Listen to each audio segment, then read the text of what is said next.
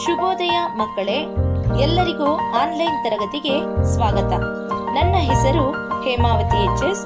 ನಾನು 6ನೇ ತರಗತಿಯ ಮಕ್ಕಳಿಗೆ ಕನ್ನಡದ ವಿಷಯದ ಬಗ್ಗೆ ಪಾಠ ಮಾಡುತ್ತಿದ್ದೇನೆ. ಗದ್ಯ ಪಾಠ 3, ಕೂಗುತ್ತಿದೆ ಪಕ್ಷಿ. ಪಾಠಕ್ಕೆ ಹೋಗುವ ಮೊದಲು ಅಮೃತವಾಣಿ ಸರ್ವಜ್ಞನಿಂದ ವಿರಚಿತವಾಗಿರುವಂಥದ್ದು. ಜ್ಞಾನದಿಂ ಮೇಲಿಲ್ಲ, ಶ್ವಾನನಿಂ ಕೀಳಿಲ್ಲ, ಭಾನುವಿಂದಧಿಕ ಬೆಳಕಿಲ್ಲ, ಜಗದೊಳಗೆ ಜ್ಞಾನವೇ ಮಿಗಿಲು ಸರ್ವಜ್ಞ. ಮತ್ತೊಮ್ಮೆ ಹೇಳೋಣ. ಜ್ಞಾನದಿಂ ಮೇಲಿಲ್ಲ, ಶ್ವಾನನಿಂ ಕೀಳಿಲ್ಲ, ಭಾನುವಿಂದಧಿಕ ಇಲ್ಲ, ಜಗದೊಳಗೆ ಜ್ಞಾನವೇ ಮಿಗಿಲು ಸರ್ವಜ್ಞ. ಇದರ ಭಾವಾರ್ಥ: ಜ್ಞಾನದಿಂ ಮೇಲಿಲ್ಲ, ಜ್ಞಾನಕ್ಕಿಂತ ಮಿಗಿಲಾದುದು ಯಾವುದೂ ಇಲ್ಲ ಎಂದು ಹೇಳಿ ಸರ್ವಜ್ಞರು ತಿಳಿಸಿದ್ದಾರೆ. ಇವರಿಗೆ ಪ್ರೇರಣೆಯಾಗಿ ಇದ್ದುದು ಭಗವದ್ಗೀತೆಯ ಉಕ್ತಿ ಎಂಬುದನ್ನು ನಾವು ಕಾಣಬಹುದು. ನಹಿ ಜ್ಞಾನೇನ ಸದೃಶಂ, ಜ್ಞಾನಕ್ಕೆ ಸಮನಾದುದು ಯಾವುದೂ ಇಲ್ಲ ಎಂದು ಭಗವದ್ಗೀತೆಯಲ್ಲಿ ಹೇಳಿರುವುದನ್ನು ನಾವು ಕಾಣುತ್ತೇವೆ. ಇದರ ಪ್ರೇರಣೆಯಿಂದಾಗಿ ಸರ್ವಜ್ಞನವರು ಈ ತ್ರಿಪದಿಯನ್ನು ರಚಿಸಿದ್ದಾರೆ. ಶ್ವಾನನಿಂ ಕೀಳಿಲ್ಲ, ನಾಯಿಗೆ ಅದಕ್ಕೆ ಗೌರವವನ್ನು ಕೊಟ್ಟು ಅದನ್ನು ಸಿಂಹಾಸನದ ಮೇಲೆ ಕೂರಿಸಿದರೂ ತನ್ನದೇ ಆದಂತಹ ಸ್ವಭಾವವನ್ನು ಬಿಡುವುದಿಲ್ಲ. ಆದರೆ ಶ್ವಾನ ಅಂತ ಹೇಳಿದರೆ ನಾಯಿ ಪ್ರಾಮಾಣಿಕತೆಯೇ ಹೆಸರುವಾಸಿ ಎಂಬುದು ನಮಗೆ ತಿಳಿದಿರುವಂತಹ ವಿಚಾರವಾಗಿದೆ. ಭಾನುವಿಂದಧಿಕ ಬೆಳಕಿಲ್ಲ ಅಂದರೆ ಅಪಾರವಾಗಿ ಪ್ರಜ್ವಲಿಸುವ ಸೂರ್ಯನ ಬೆಳಕಿಗಿಂತ ಜಗದಲ್ಲಿ ಯಾವುದೂ ಕೂಡ ಹೆಚ್ಚಿನದಾಗಿ ಬೆಳಕನ್ನು ಕೊಡಲು ನಮಗೆ ಸಾಧ್ಯವಿಲ್ಲ. ಹಾಗೆಯೇ ಈ ಜಗದೊಳಗೆ ಜ್ಞಾನವೇ ಮಿಗಿಲು ಸರ್ವಜ್ಞ. ಎಲ್ಲ ವಸ್ತುಗಳಿಗಿಂತಲೂ ಎಲ್ಲವುದರಲ್ಲಿಯೂ ಜ್ಞಾನವೇ ಶ್ರೇಷ್ಠವಾದದ್ದು ಎಂದು ಸರ್ವಜ್ಞನವರು ತಿಳಿಸಿದ್ದಾರೆ. ಈಗ ನಾವು ಗದ್ಯವನ್ನು ನೋಡೋಣ. ನಿಮಗೆ ಈಗಾಗಲೇ ಡಿಸ್ಪ್ಲೇಯಲ್ಲಿ ಬರುತ್ತಿರುವಂಥ ಉಕ್ತಿಗಳು ಕಾಣುತ್ತಾ ಇದೆ. ಉಕ್ತಿ ಅಂತ ಹೇಳಿದರೆ ವಾಕ್ಯ. ಸೊ ಅದನ್ನು ಬರೆದುಕೊಂಡು ಅದನ್ನು ಚೆನ್ನಾಗಿ ಅಭ್ಯಾಸ ಮಾಡಿ ಜ್ಞಾನದ ಮಹತ್ವವನ್ನು ತಿಳಿದುಕೊಂಡು ನಮ್ಮ ಜೀವನದಲ್ಲಿ ನಡೆಯೋಣ. ಸೊ ಇಲ್ಲಿಯವರೆಗೂ ನಾವು ಅಮೃತವಾಣಿಯ ವಿವರಣವನ್ನು ತಿಳ್ಕೊಂಡ್ವಿ. ಈಗ ನಾವು ಕೂಗುತ್ತಿದೆ ಪಕ್ಷಿ ನಮ್ಮ ಗದ್ಯ ಭಾಗವನ್ನು ನೋಡೋಣ. ನಿಮಗೆ ಈಗ ಅತ್ಯಂತ ಸುಂದರವಾದಂತಹ ಕಥೆಯನ್ನು ಗದ್ಯ ಭಾಗವಾಗಿ ಇಡಲಾಗಿದೆ. ಇದರ ಉದ್ದೇಶ ಏನು ಅಂತ ಹೇಳಿದರೆ, ಮನುಷ್ಯ ಸಂಘಜೀವಿ ಅಂತ ಹೇಳಿದರೆ ಸಮಾಜದಲ್ಲಿ ಒಬ್ಬರಿಗೊಬ್ಬರು ಸಹಕಾರವನ್ನು ನೀಡುತ್ತಾ, ಸಹಾಯವನ್ನು ಮಾಡುತ್ತಾ, ಒಬ್ಬರ ಕಷ್ಟಕ್ಕೆ ಸ್ಪಂದಿಸುತ್ತಾ ಸಹಬಾಳ್ವೆಯನ್ನು ಅಂದರೆ ಎಲ್ಲರೂ ಒಟ್ಟಾಗಿ ಬಾಳುವುದನ್ನು ನಾವು ನೋಡುತ್ತೇವೆ.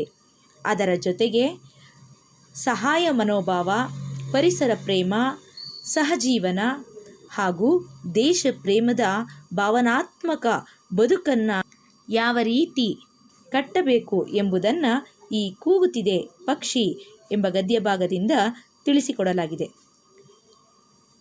ಇದರಲ್ಲಿ ವಿಶೇಷತೆ ಏನಂತ ಹೇಳಿದರೆ, ಮಾನವ ತನ್ನ ಸಂಕಷ್ಟವನ್ನು ತನ್ನ ಭಾಷೆಯ ಮೂಲಕ ವ್ಯಕ್ತಪಡಿಸ್ತಾನೆ.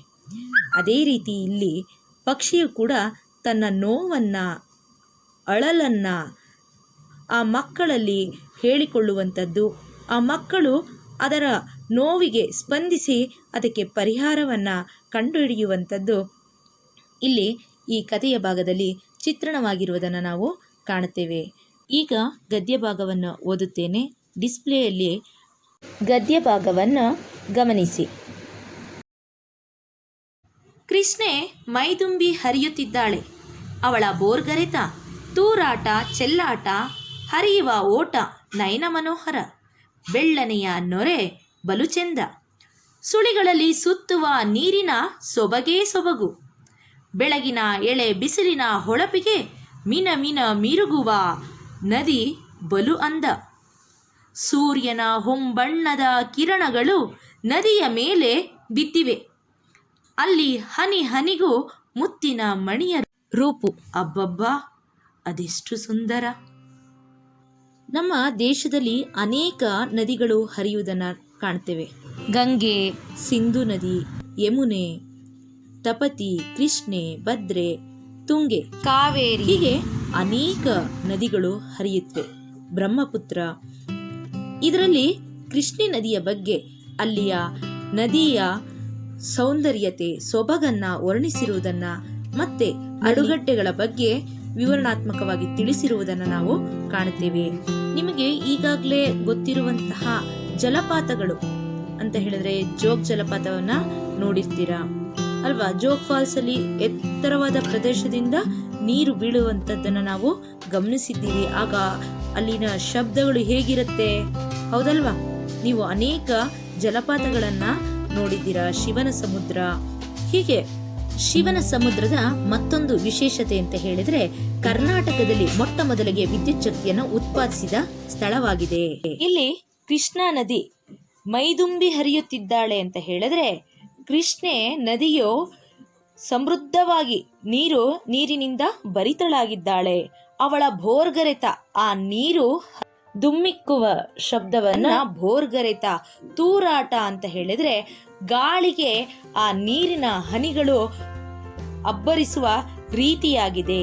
ಚೆಲ್ಲಾಟ ಅಂತ ಹೇಳಿದ್ರೆ ಆ ನೀರಿನಲ್ಲಿ ಬಿದ್ದಂತಹ ಹನಿಗಳು ವಿನೋದವಾಗಿ, ವಿಲಾಸವಾಗಿ ಅಂತ ಹೇಳಿದ್ರೆ ಆ ಹರಿಯುವ ಒಂದು ರೀತಿಯನ್ನು ವರ್ಣಿಸಿರುವುದು ಇದಾಗಿದೆ. ಹರಿಯುವ ಓಟ, ಎಲ್ಲೋ ಕೃಷ್ಣೆಯೇ ಓಡ್ತಾ ಇದ್ದಾಳೆ ಎಂಬುವಂತಹ ರೀತಿಯಲ್ಲಿ ವರ್ಣಿಸಿರುವುದು. ಆ ಕೃಷ್ಣಾ ನದಿಯ ವರ್ಣನೀಯ, ಆ ಪದಗಳ ಬಳಕೆ ಅವರ್ಣನೀಯ, ತುಂಬಾ ಸೊಗಸಾಗಿರುವಂತಹದ್ದು. ಬೆಳ್ಳನೆಯ ನೊರೆ ಬಲು ಚಂದ. ಆ ನೀರು ದುಮ್ಮಿಕ್ಕುತ್ತಾ ಇರುವಂತಹ ಸನ್ನಿವೇಶದಲ್ಲಿ ಆ ನೀರು ಬೆಳ್ಳನೆಯ ಹಾಲಿನ ನೊರೆಯಂತೆ ಕಾಣಿಸುವಂತಹದ್ದು. ಸುಳಿಗಳಲ್ಲಿ ಸುತ್ತುವ ನೀರಿನೇ ಸೊಬಗೇ ಸೊಬಗು ಅಂತ ಹೇಳಿದ್ರೆ, ಆ ನೀರು ಹರಿಯುವಂತ ರೀತಿ, ಅಲ್ಲಿಂದ ಮೇಲಿನಿಂದ ದುಮ್ಮಿಕ್ಕಿದಾಗ ಅಲ್ಲಿ ಸುಳಿಗಳು ಏರ್ಪಡುತ್ತೆ. ನೋಡಿದೀರಾ ಸುಳಿಗಳು ಯಾವ ರೀತಿ ಸುತ್ತುತ್ತಾ ಇರುತ್ತೆ? ಅದರಲ್ಲಿ ಮನುಷ್ಯ ಇರ್ಲಿ ಅಥವಾ ಕೆಲವೊಂದು ಗಾಡಿಗಳು ಸುತ್ಕೊಂಡು ಹೋಗ್ಬಿಡುತ್ತೆ. ನೋಡಿದೀರಾ? ಇವಾಗೆಲ್ಲ ಪ್ರವಾಹಗಳು ಬಂತು, ಟಿವಿಯಲ್ಲಿ ವಾರ್ತೆಗಳಲ್ಲೆಲ್ಲ ನೋಡ್ತಾ ಇದ್ದೀರಾ. ಸೊ ಅದನ್ನ ಆ ರೀತಿಯಲ್ಲಿ ಹೋಗುವಂತಹ ರೀತಿ, ಸುಳಿಗಳಲ್ಲಿ ಸುತ್ತುವ ನೀರಿನ ಸೊಬಗೆ ಸೊಬಗು. ಬೆಳಗಿನ ಎಳೆ ಬಿಸಿಲಿನ ಹೊಳಪಿಗೆ ಮೀನ ಮಿರುಗುವ ನದಿ ಬಲು ಅಂದ. ಆ ನೀರು ಬೀಳುವಂತಹ ರೀತಿಗೆ ಆ ಹನಿಗಳು, ಆ ಸೂರ್ಯನ ಹೊಂಗಿರಣಕ್ಕೆ ಆ ನದಿಯ ಹನಿಗಳು ಮುತ್ತಿನ ಮಣಿಯಂತೆ ಕಾಣುವಂಥದ್ದು. ಇದನ್ನ ನೋಡಲು ನಮ್ಮ ಕಣ್ಮನಗಳನ್ನ ಸೆಳೆಯುವಂತಹದ್ದಾಗಿದೆ. ಮುಂದಿನ ಪ್ಯಾರವನ್ನ ನೋಡೋಣ. ಈ ಕೃಷ್ಣಾ ನದಿಯಲ್ಲಿ ಹಲವಾರು ನಡುಗಡ್ಡೆಗಳಿವೆ. ಅವುಗಳಲ್ಲಿ ಸುಂದರವಾದ ಗಡ್ಡೆ ನಾರದಗಡ್ಡೆ. ಅದು ರಾಯಚೂರು ಸಮೀಪವಿದೆ. ಬಹಳ ಹಿಂದೆ ಇಲ್ಲಿ ನಾರದ ಮುನಿ ತಪಸ್ಸು ಮಾಡಿದ್ದರೆಂಬ ಪ್ರತೀತಿ. ಇಲ್ಲೊಂದು ಶಿವ ದೇವಾಲಯವೂ ಇದೆ.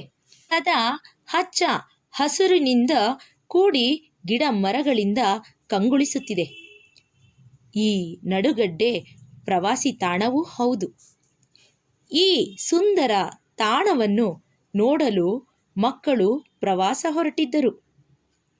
ಕುಹು ಕುಹು ಹಕ್ಕಿಗಳ ಕಲರವ ಕಿವಿಗೆ ಇಂಪಾಗಿತ್ತು. ಮಕ್ಕಳು ಈ ಸುಂದರ ತಾಣದ ಸವಿ ಉಣ್ಣುತ್ತಿದ್ದರು. ಇದ್ದಕ್ಕಿದ್ದಂತೆ ಹಕ್ಕಿಯೊಂದರ ನೋವಿನ ಕೂಗು ಕೇಳಿಸಿತು.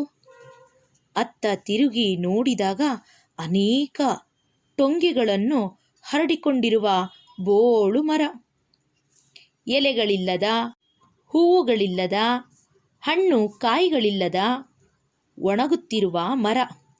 ಅದರೊಳಗೆ ಕುಳಿತ ಪಕ್ಷಿಯೊಂದು ನೋವಿನಿಂದ ಕೂಗುತ್ತಿತ್ತು. ಮಕ್ಕಳು ಕುತೂಹಲದಿಂದ ಆ ಮರದ ಬಳಿ ತೆರಳಿದರು. ನಾವೀಗ ಕೃಷ್ಣಾ ನದಿ ಎಷ್ಟರ ಮಟ್ಟಿಗೆ ನಯನ ಮನೋಹರವಾಗಿದೆ, ಅಂದರೆ ಸುಂದರವಾಗಿದೆ ಎಂಬುದನ್ನು ನಾವು ತಿಳ್ಕೊಂಡ್ವಿ. ಅಲ್ಲಿನ ಒಂದು ವಿಶೇಷತೆ ಏನು ಎಂಬುದನ್ನು ನಾವು ಈಗ ನೋಡೋಣ. ಇಲ್ಲಿ ನಡುಗಡ್ಡೆ ಅಂತ ಹೇಳಿ ವಿಶೇಷತೆ ಅಂತ ಹೇಳಿದರೆ, ಒಂದು ಸ್ಥಳ, ಆ ಸುತ್ತಲೂ ನೀರಿನ ನಡುವೆ ಒಂದು ಚಿಕ್ಕದಾಗಿರುವಂತಹ ಭೂಪ್ರದೇಶ, ಸುತ್ತಲೂ ನೀರಿರುತ್ತೆ, ಮಧ್ಯದಲ್ಲಿ ಭೂಪ್ರದೇಶ, ಭೂಮಿ ಇರುವಂಥದ್ದು. ಇದನ್ನು ನಾವು ನಡುಗಡ್ಡೆ ಅಂತ ಹೇಳಿ ಕರಿತೀವಿ. ಸೊ ಈ ರೀತಿಯಲ್ಲಿ ಕೃಷ್ಣಾ ನದಿಯಲ್ಲಿ ಇರುವಂತಹದ್ದು ವಿಶೇಷವಾಗಿ ಇದು ಪ್ರವಾಸಿ ತಾಣವೂ ಹೌದು. ಈಗಲೂ ಸಹ ಅನೇಕ ಜನ ಪ್ರವಾಸಿಗರು ಈ ರಮ್ಯತೆಯನ್ನು ಸವಿಯಲು ಅಲ್ಲಿಗೆ ಹೋಗ್ತಾರೆ.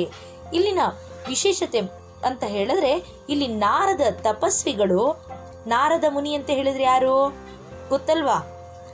ಬ್ರಹ್ಮ, ವಿಷ್ಣು, ಮಹೇಶ್ವರ, ಅಲ್ಲಿ ನಾರದ ಮಹರ್ಷಿಗಳು ಅಂತ ಹೇಳಿ ಬರ್ತಾರೆ ಅಲ್ವಾ? ನಾವೆಲ್ಲ ನೋಡಿದ್ದೀವಿ, ಪುರಾಣಗಳಲ್ಲಿ ಕೇಳಿದ್ದೀವಿ.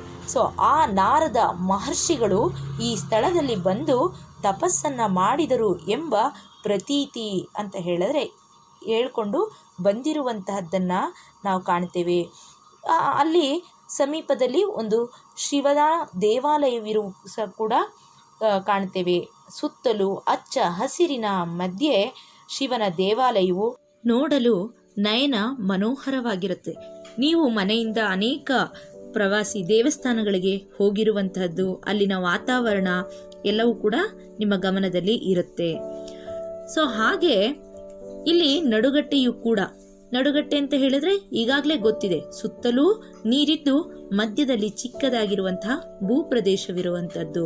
ಸುತ್ತಲೂ ಹಚ್ಚ ಹಸಿರಿನಿಂದ ನೀರಿದೆ ಅಂತ ಹೇಳಿದ್ರೆ ಅಲ್ಲಿ ಹಚ್ಚ ಹಸಿರಿನ ತಾಣವಾಗಿದ್ದರಿಂದ ಹಿಂದೇನಾಗುತ್ತೆ, ಅಲ್ಲಿ ಹೆಚ್ಚಿನದಾಗಿ ಪಕ್ಷಿಗಳಿರೋದನ್ನು ನಾವು ಕಾಣ್ತೇವೆ. ಆ ತಂಪಾದ ನೆರಳಿನಲ್ಲಿ ಪಕ್ಷಿಗಳು ತಮ್ಮ ಗೂಡುಗಳನ್ನು ಕಟ್ಕೊಂಡು ಬದುಕನ್ನು ಸಾಗಿಸ್ತಾ ಇರುತ್ತವೆ, ಪ್ರಾಣಿಗಳು ಇರುತ್ತವೆ. ಸೊ ಹೀಗೆ ಇದ್ದಂತಹ ಸನ್ನಿವೇಶದಲ್ಲಿ ಇದನ್ನೆಲ್ಲ ಮಕ್ಕಳು ಆ ಸ್ಥಳಕ್ಕೆ ಪ್ರವಾಸಕ್ಕೆ ಬರ್ತಾರೆ.